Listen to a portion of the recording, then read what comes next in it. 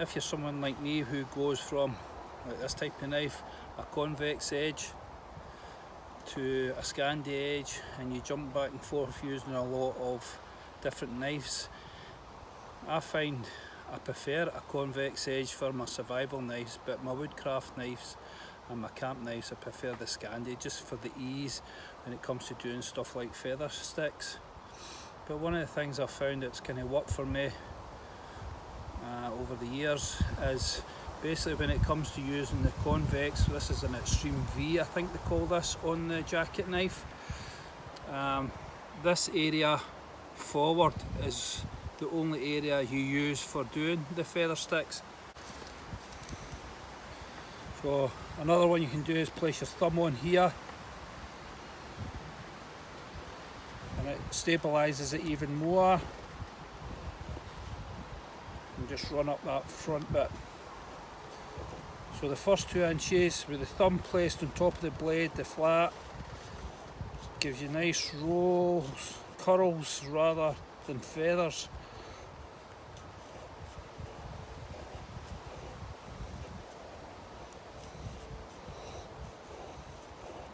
And that way you can get them as small, as fine as you like.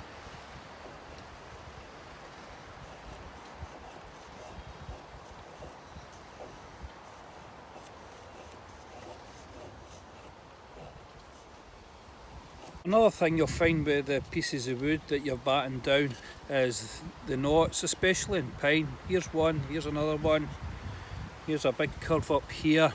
So sometimes you'll only get maybe a 4 to 5-6 inch run of decent wood, and you can see this wood here, it's rotted, and right up the middle here. In the ideal world this is no very good.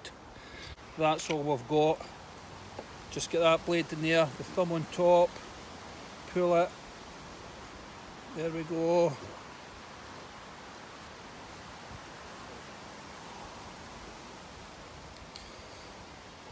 And that time you finish this will make lovely feather sticks for the next morning for your fire. If you're doing this at night, let's say, that first 2 inches of the blade gives you this control with your thumb on the flat, the angle of the blade at a 45-degree angle like that, and the piece of wood that you're feather sticking, pull it at a 45-degree across the first 2 inches of your blade. And it just takes a bit of practice.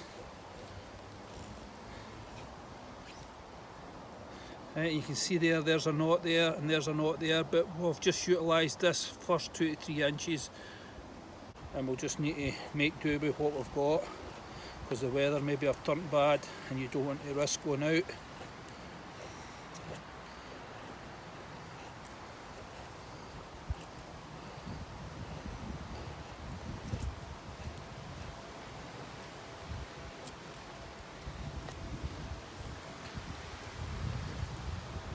You can make them as fine as you want if you've got the time and patience, and that's all it is, in practice.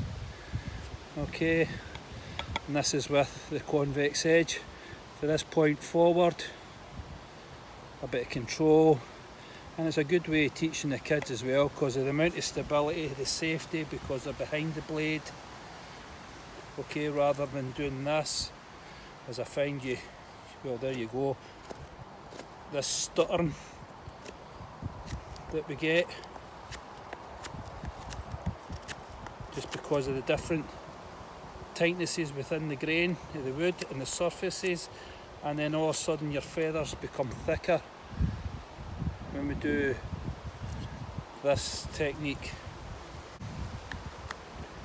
So why don't you have a play about with that and see how you get on. It's just a bit of practice, give you something to do while you're out there. Okay then, I'll catch you all soon. Cheers.